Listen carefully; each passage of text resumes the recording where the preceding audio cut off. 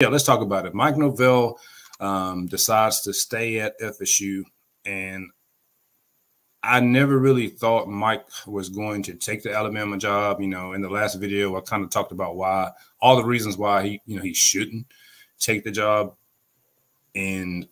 But when you're in that position, you have to listen to the options. If you're ever in that position in real life with an opportunity to take another job for more money or whatever, you always want to listen.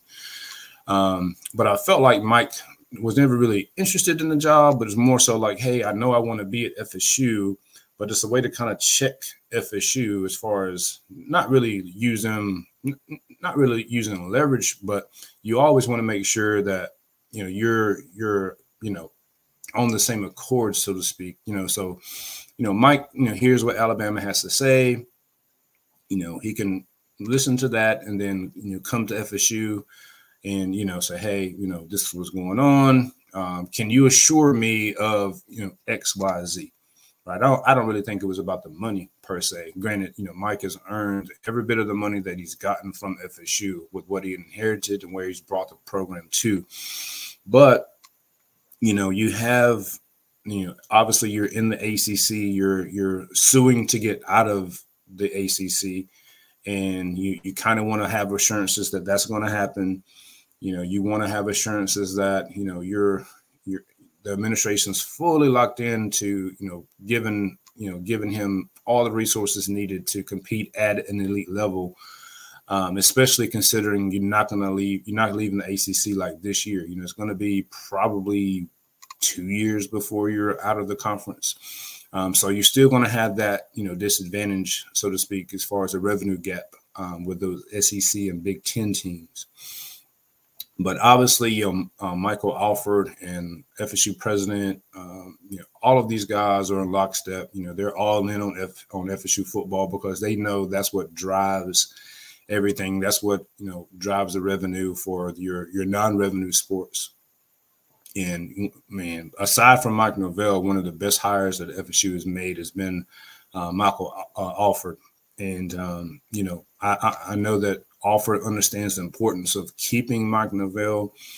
And also, I think Mike knew strategically, he's a very detailed guy. I think Mike knew, hey, I have an opportunity, but if I stay at FSU, I can not necessarily spin this because it's not a spin, it's true.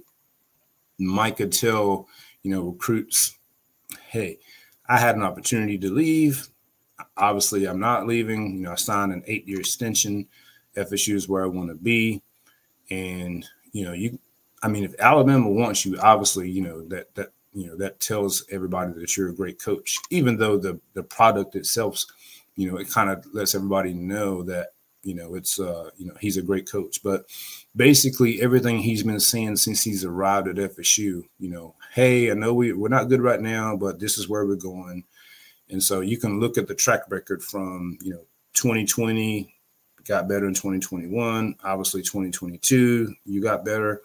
Obviously, 2023, you went undefeated. And so you have a track record of basically accomplishing what you tell people you're going to do.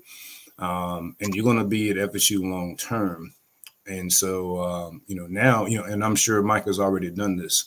Mike has already, visited guys in the 2025 class. And, that's what he's telling them. Hey, I could have left. I'm not leaving. FSU is where I want to go. We're building something special. We're continuing to build something special. You can see where we were. I told you we're going to be here. We're here. This is where we're going. And so that only solidifies, his message to your recruits. And obviously that's the lifeblood of the program. But yeah, it's big time, man. I mean, if for whatever reason he left FSU and went to Alabama, man, that's probably the death knell for FSU. I don't know if fans could have recovered from that, man, because it was just body blow after body blow after body blow with, getting snubbed from the playoff. I don't think it's really a big deal, but obviously the optics of it, having a couple guys flip, really one guy to flip. We knew about one of them. You having KJ Bolden to, go to Georgia instead of signing with FSU. And, so, and then obviously, suing, trying to leave the ACC.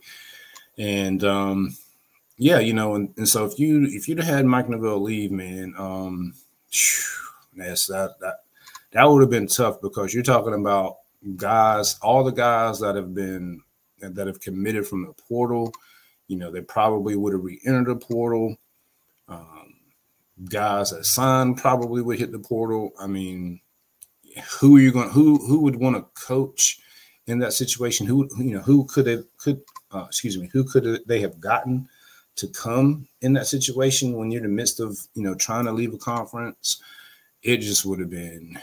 It would have been tough for FSU to come back from.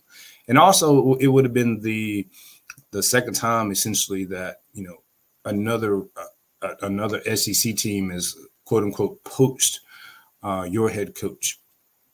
But obviously all of that is avoided. And I feel like FSU is clearly going to be one of the top programs in the country for the foreseeable future. You got a guy, Mike Norvell, who's only 42 years old. I mean, by the time this 8-year contract expires, if it even gets to that point, he's still only going to be 50. So even in 8 years, he's still going to be like way younger than, Dabo's like 54. Obviously, Saban's like 70.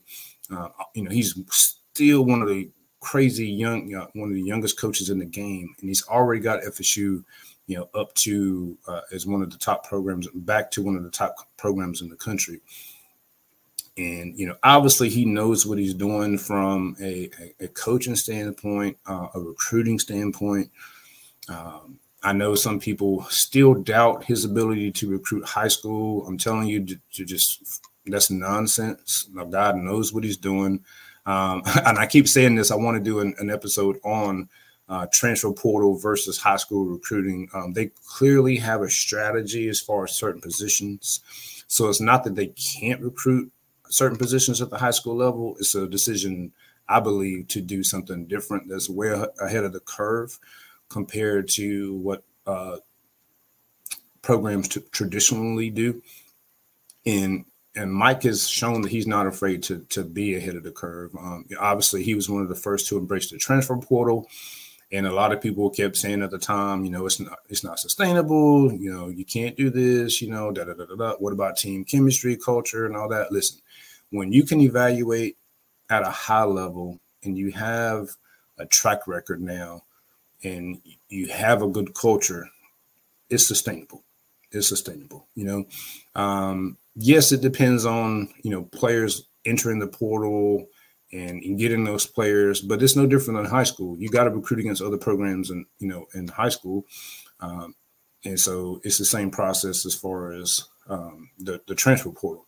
But again, I want to save that for another episode because I want to be able to get into kind of what I think the strategy is and why it's effective. Well, we know it's effective, opposed to just straight, taking a lot of project guys, even though they're highly ranked, from the high school